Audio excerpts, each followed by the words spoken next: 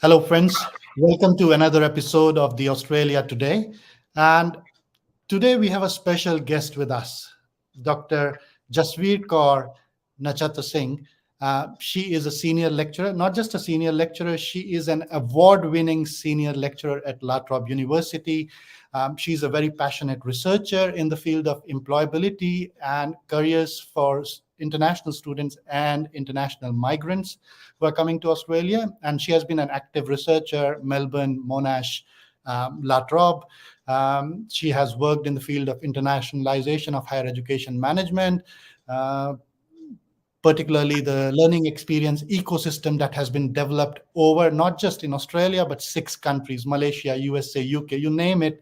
She has a team of colleagues working on or keeping an eye on the international students. Can we say that you're keeping an eye on international students, Jasveer? Keeping a track on them. That would be a good idea. You're not the big brother watching all the, but you were an international student yourself. You did your PhD at La Trobe University. What was your experience as an international student? Truthfully, I'm an outlier. So I was a sponsored student by the Australian government under the Endeavour Scholarship. So if you speak to a ordinary international student, they would have financial problems, but I didn't. I had Yeah. a wonderful journey as as a PhD international student. With my great supervisors. Of course, my second supervisor passed away before I could finish my PhD. But we had long standing relationship because I was a master's student at Monash University as well. So if in general, the experiences were great. Yeah. So I think somewhere we have that common bond with Endeavour Fellowship and Monash because I came to Australia as Endeavour Asia Fellow in 2006 at Monash. Although I chose not to do my PhD here, one of the reasons was the plight of international students. I knew I had a great fellowship and everything, Yeah. but I had a few discussions with some of the international students in Australia. And 2006-7, there were not many international students, right? So it was still booming up till the point of 2010. Ten. And you have very rightly pointed out that the two experiences, one with the fellowships and one without fellowships who are paying from their own pocket is very different, very different. Like I lived in a 3-bedroom house while we just needed 1 bedroom. So that was the fellowship amount that we can afford a 3-bedroom house while we didn't need it, just right next to Monash, while other students were traveling 1 to 2 hours, staying at cheaper accommodation far away. I think you must have noticed some of the students usually rent out nanny flats or the granny flats. I'll Yeah. just share a funny incident.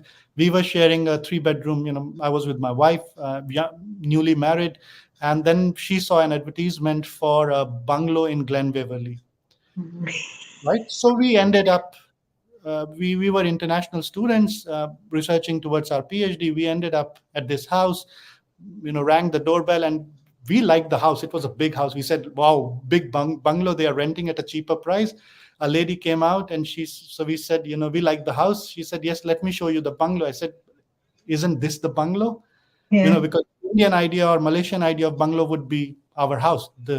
She took us to the back. There was a granny flat kind of thing, a container house with Yes. a, it was studio apartment, basically a studio. And she said, this is the bungalow. I said, that's pretty much like cheating because this is not our idea of bungalow. You need to change that definition.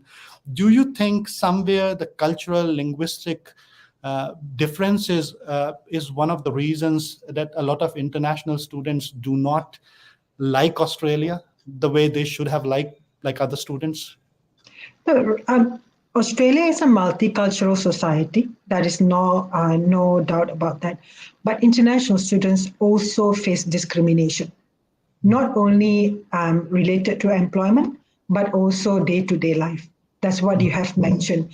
But you were talking about, it was not to say luxurious life as an international student then because of the fellowship, but Yeah. COVID-19 really suppressed international students where they were staying with other 8 or 9 international students in a tiny room.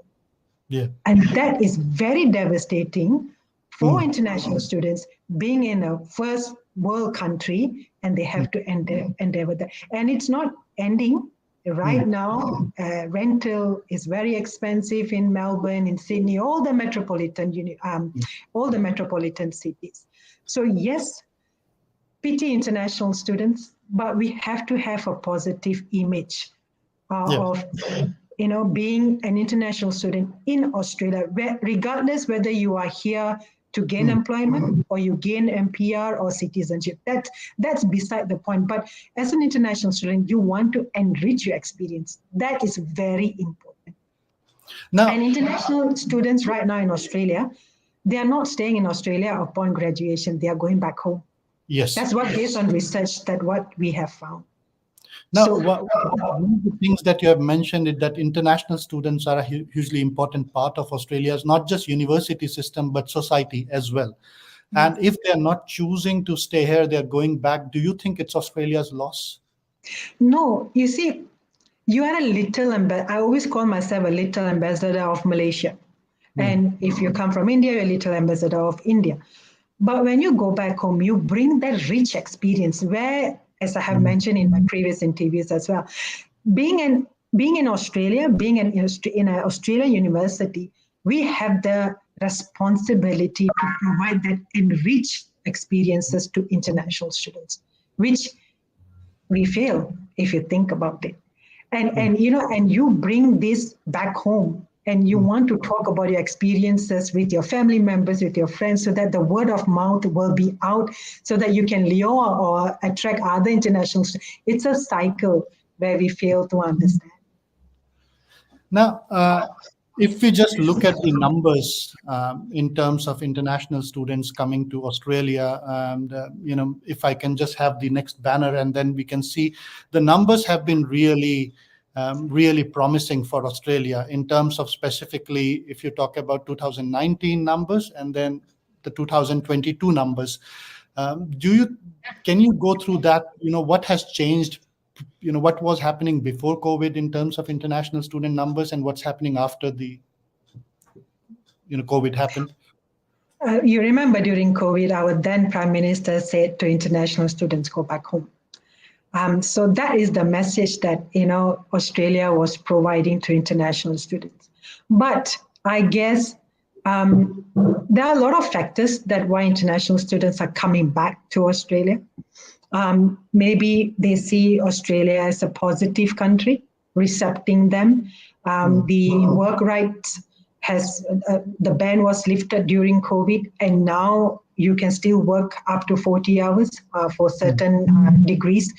And the recent agreement with India as a country and with Australia, where we are providing that pathway for employment to international students. If you are doing a degree, I think you can stay here up to 4 years or something like that. I can't remember now offhand, but as a PhD you can stay.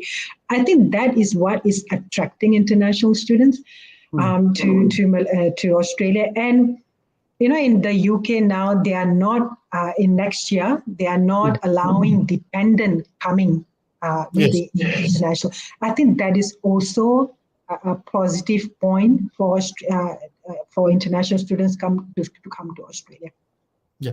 So like 2005, just as a word, almost $40 billion to the Australian economy. And in 2022, it's gone down to 25.5 billion, as your research have pointed out. It's going up. You are hopeful that it's going to go up. Now, in terms of, there is usually when I talk to international students or lecturers or general public, there is this general idea that international students are coming here for jobs, full stop, right? While Australia portrays itself as an education economy. It's dependent on education economy. It's dependent on international students. But this idea, vilifying international students that you're coming here just for jobs, how much justified that statement is? Look, there are pockets of you cannot generalize international students. International students come from many regions. Yes, based on my research, previously international students from China, from India, from South Asia actually would want to stay back in Australia. But in my recent studies, it shows that international students are going back. So they are not here for jobs. But for Indian students specifically, my recent research has shown that they are two-step migration intenders. They are not here to just gain employment, but they want to stay here in Australia for varied reasons, but not Chinese international students. They are going back home because they have faced discrimination. They are not going to be in the job against their qualification, and Chinese economy is booming. That is based on research, recent research that I have done with Chinese international graduates. But for Indian international graduates or South Asian international graduates, they still want to come here, not only for employment purposes, but also to stay in Australia. But if you ask Malaysian international students, yes, they want to stay here previously, but now they're going back home. Yeah, yeah. This is some kind of thing that we are seeing in Canada as well, where a large number of international students, some of them misled by the immigration agents, are ending up at the shores of the universities, in universities that no one has heard about most of the time. I'm not saying they are, I'm not talking about international colleges. I'm talking about actual universities. Say, for example, Saskatchewan. No one knows about the place. Mostly in India, if you talk to students, they will know about, say, about Australia, Melbourne, Sydney, Adelaide, maybe Brisbane. Yep. Right? If you send someone to Northern Territory, their life would be a bit tough. As an international student, the price of bread, milk, everything is really high. You need your own car. Public transport is not that great. Right. So similarly, Canada, you have done research in UK as well, and you're looking at Malaysian, Pakistani, Nepali, Indian students' experiences.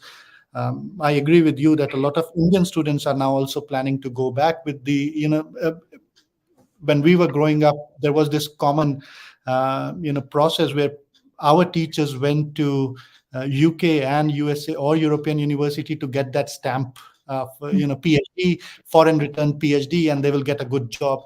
That's happening in India right now, where you are looking at this person with the skills that they have come back home. But do you think that students want to go back? Like, is it a forced return, or is it like it's a helpless return because they've spent almost 2 years study, 2 years work visa, or 3 years work visa, as the government keeps it extending. But after 5 years, if they're not getting permanent residency, they're going back half-hearted, almost. So there are two types of students here. One, they come with an intention to stay and live here. But there are also another group of students where they come here, they want to be employed here for a short time, and then they want to go back home because they have got family businesses, because probably their values are not in congruence with Australian values, very different, or they simply can't find a job against their qualification. Yeah. So we cannot generalize international students in that. Yes. Let's go to the core of employability of migrants and international students, where you have actually pointed out to 4 key barriers, or along 4 key axes at least, that most international students are facing a problem. You have called it micro, meso. 2 are meso, and then there is a macro level. So for the benefit of our audiences, I'll just say, I'll just put the first one so that you can explain, which is the time pressures for study and adjustment issues. What is all this about in terms of international student management? Okay, so we are focusing on South Asian international students. They're very different from other international students, right? So based on our research, they bring money for the first semester. So they have that tuition fee for the first semester. They can live off that money in their for general use. But after that, they have to work.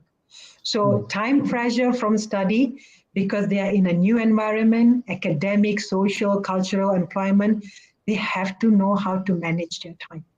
And there's also, I was an international student myself, I had to adjust, although I didn't have financial issues, but we all have to adjust to a new environment, As I have mentioned, be it academic, social, employment, culture, you're meeting new people and all that. So that takes time. But for these, especially South Asian students, they have got no time because they have quickly when they come here for the first week, they have to find a job. So you Yeah. can imagine the pressure building up upon them. And remember, they are from collectivist community or society.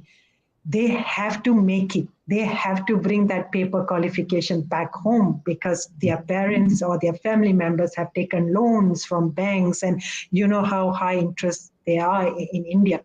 Yeah. So they have to prove not only to themselves but also to the society back home.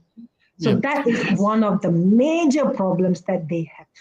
Yes. And this is Because of the time. Yeah. so after time pressure, you point out the lack of internship opportunities offered by particularly at the universities, Australian major universities. To be clear, you're talking about the 32 universities that fall into first tier, second tier, and third tier. The group 8, then the mid-level Deakin, RMIT, and then the Torrens and other universities. So, do you think that's all universities have this kind of lack of internship, or there are some which are doing good? There are some which are doing good. So this research was particularly looking at one university in Australia and one in the UK. So the students have said that there are two coins. First, they might have internships, but I didn't look out for it because I'm so busy working. But there are also lack of internship provided for international students, especially against their studies qualification. So when you ask any employers upon finishing their qualification, why did you work as a cleaner and not as an accountant in your internship? So there are, and also sometimes the employers do not want to employ international students because of their visa condition, whatever not. So that's why there's a lack of what they call that internship opportunities provided for international students. And so time pressure, lack of internship. And the third point that was pointed out is the lack of culturally tailored university career services. Can you elaborate on this one? How does it work? Oh, yeah. I understand it with the domestic students. For domestic students, every education program is tailored, but it's impossible to tailor it with visa students specifically. Oh, yeah, you can. This one I can say across the board, it is not tailored for international students. Look, Okay. Right now, career services are offering CV checking and also interviews, mock interviews for students, international and also domestic. But what they have not done is providing career development workshops for international students, as these cohort of students are very different. So in order to bridge that gap, myself and my colleague, Dr. Sabrina Gupta, and also Professor Hannah Holmes from the UK University, we have designed a career development workshop for international students, whereby we have captured what are your plans. Look, we are looking at them at the ends of it, but we have never hand-holded international students on what are your short-term goals, what are your long-term goals, what is the gap do you see, what kind of job do you want, what strategies that you want to employ, and also what is your career visual map. So this is what culturally tailored university career services mean. You cannot generalize domestic students and international students are the same. So that's what we have done. Yeah, and the fourth particular point that you have mentioned is the perception of employers as well as government policy communication. Is this pointing to a complete neglect of international students in terms of government policy? Like they are just bringing international students at the university and then they're just washing their hands and saying, we are done, because it's an unending supply of international students to begin with. I have seen at many universities when the tap is closed by the respective home governments. So, for example, in the case of Saudi students who were coming here to do English language studies, suddenly you started looking at the Colombian students, right? And if the Colombian supply will go, and when the Chinese students stopped coming to Australia, suddenly most of the universities started looking at Southeast Asian students and the Japanese students. So is there kind of belief that this supply won't end, so we don't need to do much to help these students? Government is striving. I'm not saying they have stopped. They Yeah. are striving to provide their very best for international students. But actions will have to be sounding more than just policy level. Implementation is very important. And every one of us, from the lecturers, from the professional staff members, up to the top, you must be very genuine with international students. You must provide that sense of belonging for international students to be at your university, which we have forgotten because we always see them as dollar and cents. No, they are also human beings. Yeah. So their well-being is very important. Now, what is not working? Because you have each year the quilt survey, the QILT, the quality of living and standard teaching and all those, and all the universities are beating their drum. We are number one on this side of the Yara or this side of the Swan River, right? And we are number one in, say, regional university. While you check, there is only one university to begin with in that region, so it's very easy to call yourself number one. And everyone is satisfied with the students. Are students not taking these surveys seriously, and they're just ticking boxes and getting 5 minutes because the professors have asked them to do that? Do you think that's happening as well? Look, when these surveys are given to students, they are busy, they don't check their emails, or in the class you stand there and you plead to them, please do this, and provide honest answers. And this is what they feel. And like us, when you have any other surveys and it's very generic, you feel that's not important. No. Yeah, Yeah, so either you will do the survey, either you had bad experience or you have the best experience, not yeah. in between.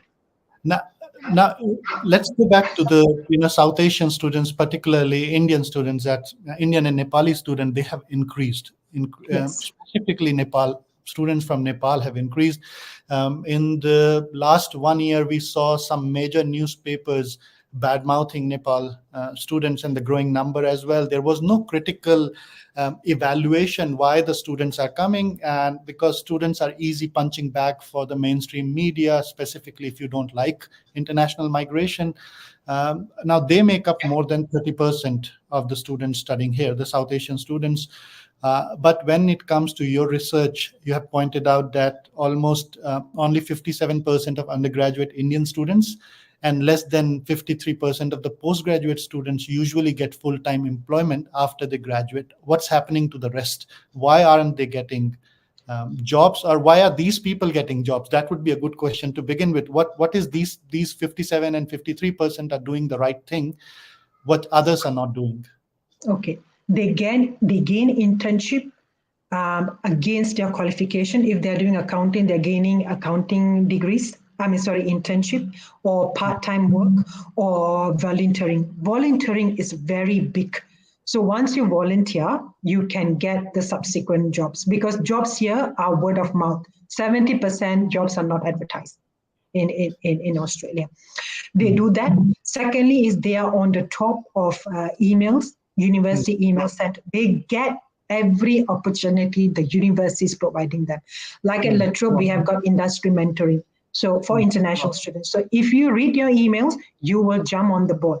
Or there are a lot of programs at La Trobe that provides international students a getaway to have involved themselves in projects, project-based learning or whatever, or they're very switch-on students. In general, they're very switch-on students. That's why they can get the job that they want.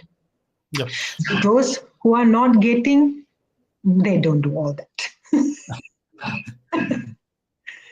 Is it very hard to do the right thing when you're an international student? I think one of the reasons that I get from your, what you have been telling us through your research is that not all, but most students are coming to Australia with limited amount of money, and therefore they're busy earning the next semester's fees and the rent and putting food on their table rather than, the other things. I'll just Okay. Sorry for the pause. Yeah. So basically, I was trying to figure out that are they just busy putting, earning, or in when we were at SBS and or in our previous lives as journalists, and we are still journalists, so there is no previous Yes. life. We had interviewed a large number of students who said they were just collecting money for their permanent residency. So instead of that can be my personal opinion. You may or may not agree with me that instead of listening to the Australian government, the university, and the career mentors at the universities, students listen to their migration agents who may or may not provide the right kind of advice when it comes to education. Do you think that's also happening at some point? Not only migration agents, but also their friends. Yeah. Because I have heard conversations in public transport that, oh yeah, my friend got that, my friend got this, so we can. Then I'll be shaking my leg, my head. I'm like, oh my god, this is all wrong. So peer pressure, peer network, it plays a very big part in their lives as well, because they see how people have grown. Yeah. Now, if I just sum it, the understanding Indian international or international students' employment journey in Australia, particularly Punjabi, I think you will appreciate as a fellow Punjabi. Yes. "Tusi pakke ho gaye?" That's the first line that anyone asks you, not "How are you doing?" "What's up?" So, what's going on in your life? That was if they realize you are a Punjabi. The first thing any landscaper, any student who's coming here and you want to talk to that guy, are you doing good? Is there trouble? You look serious, and that the pakke ho gaye, which is permanent residency or the green card in USA or whatever it's the in the Canadian thing, that has taken over a lot of thinking about that has taken over a lot of their time rather than actually studying, correcting their CV.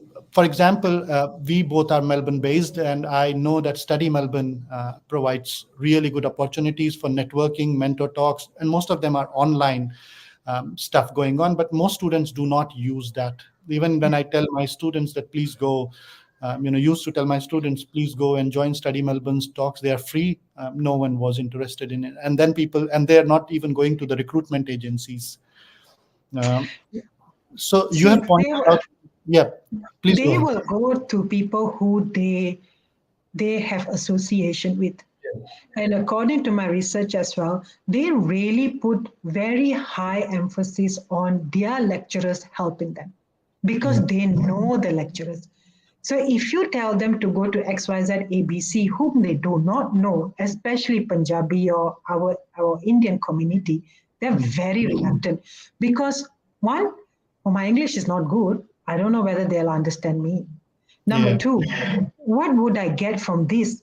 Mentoring is just not one off. It can be 6 months, it can be 15 weeks. What am I going to get?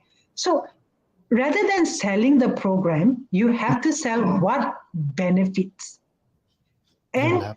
alumni.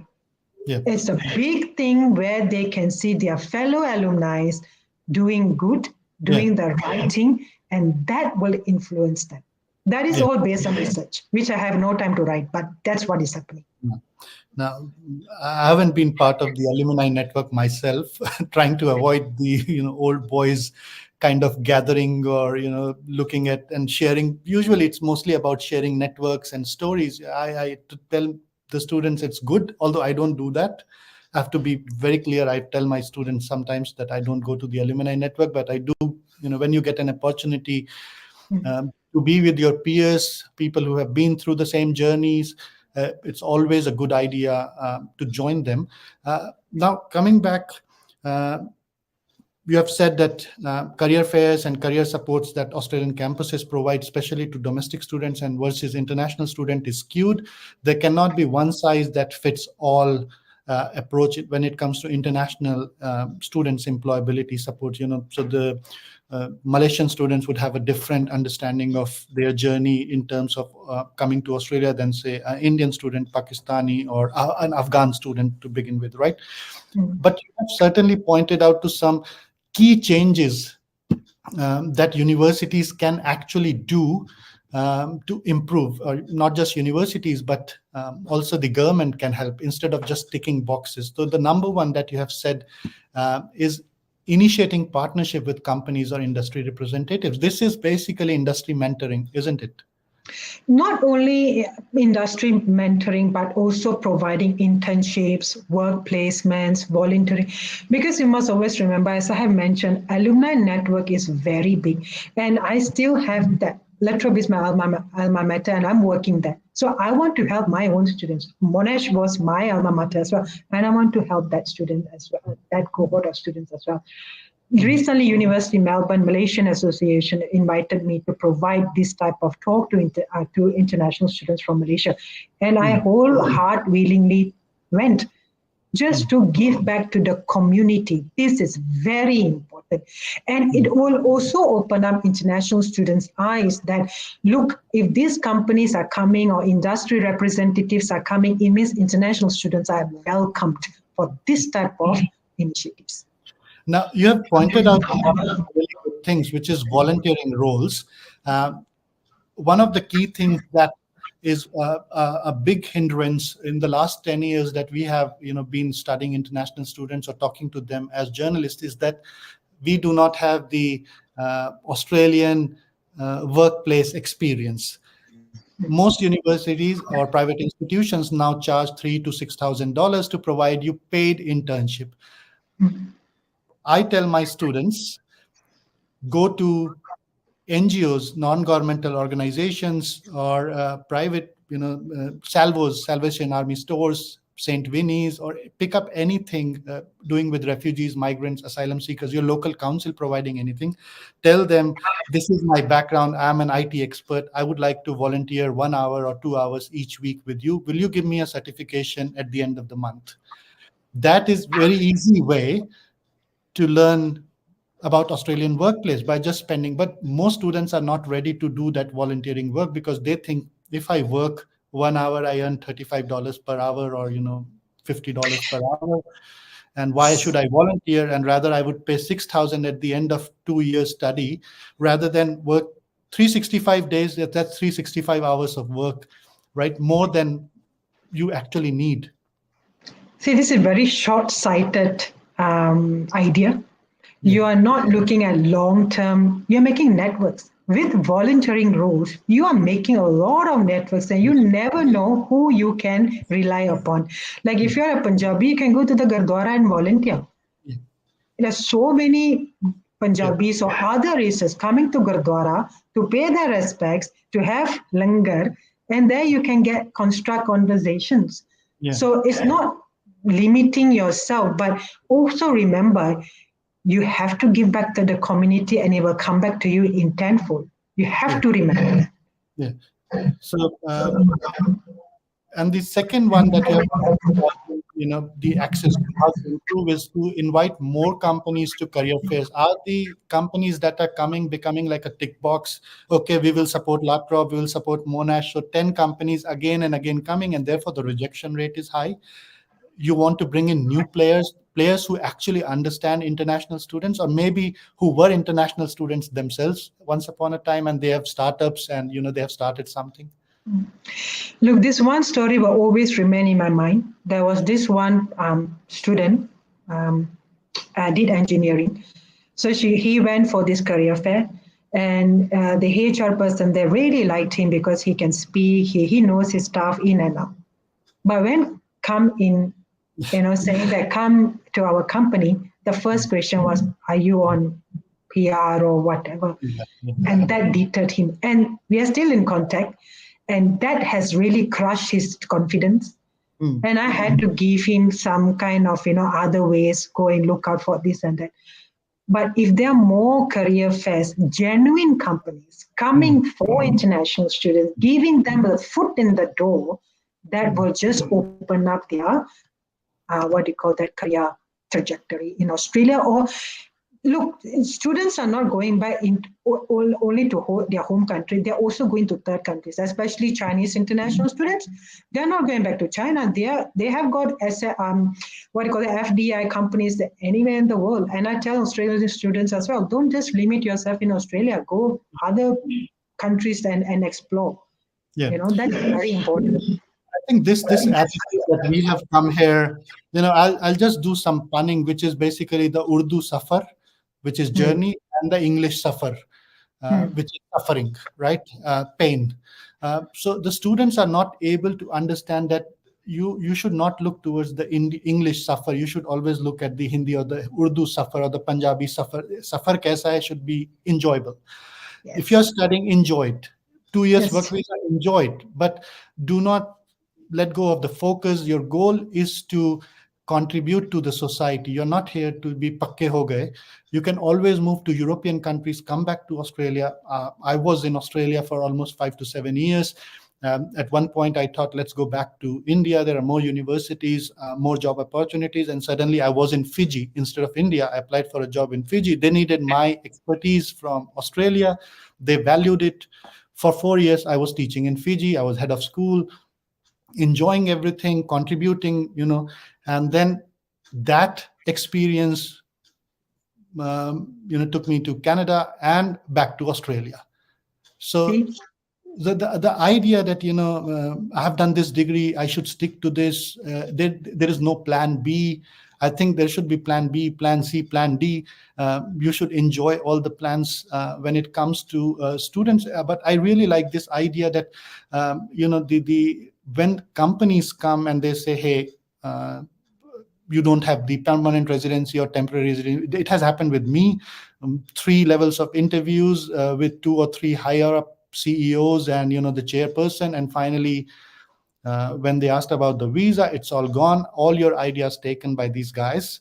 I think somewhere in this one, the government should help to create more pathway visas rather than just looking at the temporary residency. There should be some kind of a silver leaf visa where, okay, you get this job in your field, you get 1 more year of extension, work in this, and then there is a pathway. Look, Let's. it is also international graduates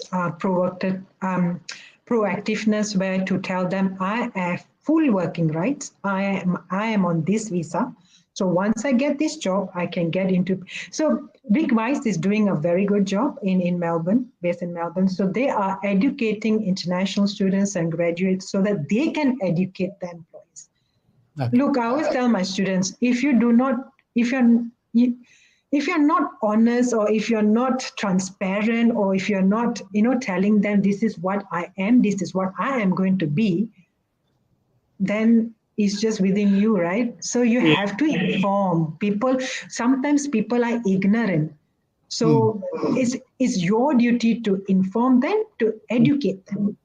So apart from by local universities, alumni networks, you have mentioned career sessions with mentors. How much mentoring helps international student? Is it researched, well researched? Is it helping, or is it somewhere not going anywhere?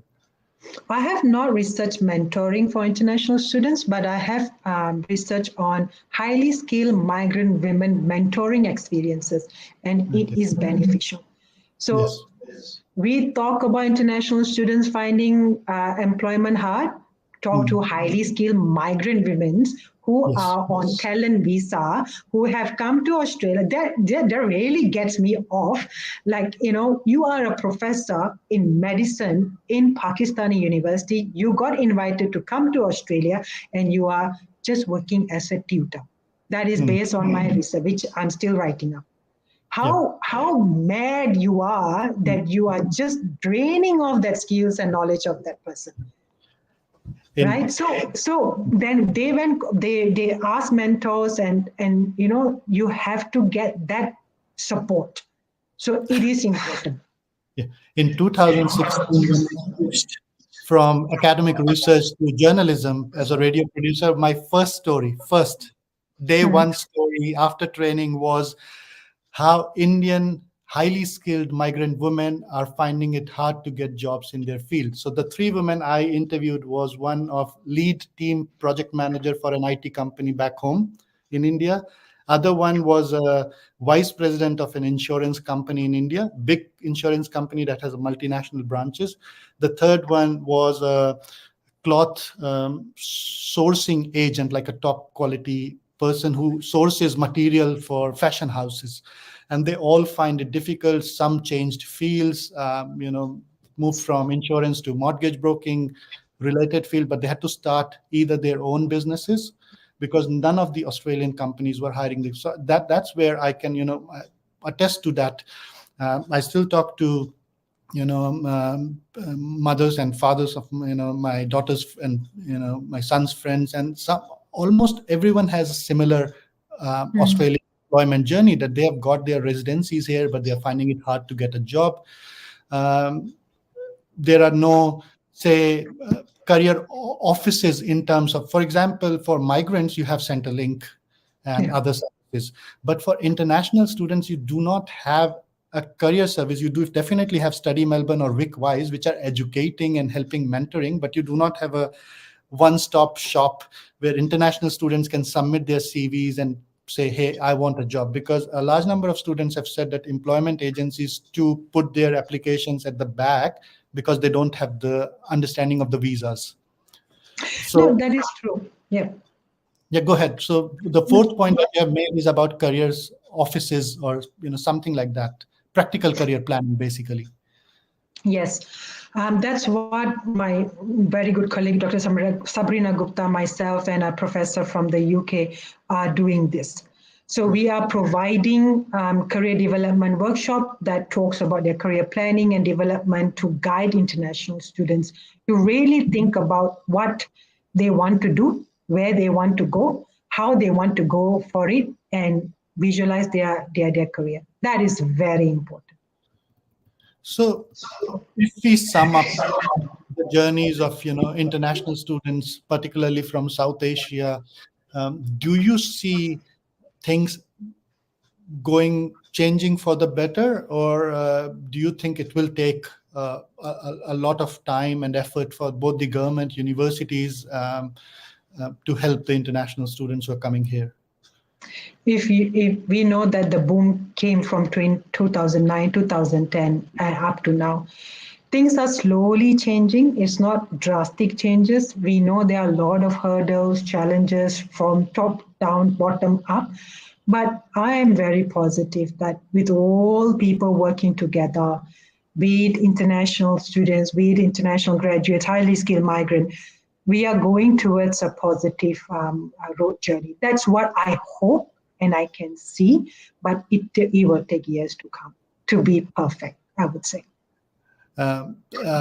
Jasvir Kaur, I'd like to thank you once again for your valuable time, and especially congratulate you on the kind of research that you're doing in terms of understanding international students' employment journey in Australia. I think, and I'm confident that it's going to help lots of people, especially international students. And I do hope that the government and not just the federal government, but the state level governments look into this kind of research rather than running around doing their own research, which is sometimes it's not vetted properly. Students do not engage with that kind of research. So there is this time where they need to move beyond the generic surveys, and as suggested, create surveys that have been created by experts in the field, rather than AIs. I know ChatGPT can do that surveys most of the time. But again, thank you so much for your valuable time. I do hope that we will catch up again in another episode and talk about particularly migrant journeys and how to help new migrants who are coming to Australia. Thank you. Yeah. Thank you so much for the invite.